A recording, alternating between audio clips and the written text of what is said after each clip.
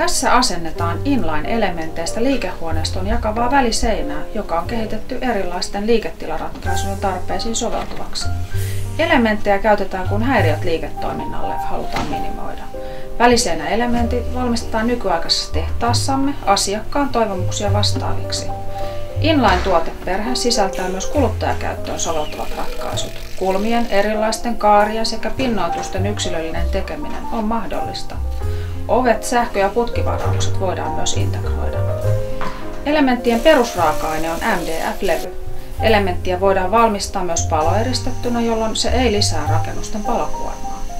Elementeistä voidaan rakentaa toimistokokonaisuuksia, erilaisten tilojen jakoseiniä tai väliaikaisia tilanjako- ja suojaseiniä. Inline-elementit voidaan helposti purkaa, muokata ja käyttää uudelleen. Ne ovat kestäviä, pitkäikäisiä ja kierrätettäviä. Elementit voidaan toimittaa valmiiksi asennettuina tai asennuspaketteina. Elementit ovat myös vuokrattavissa.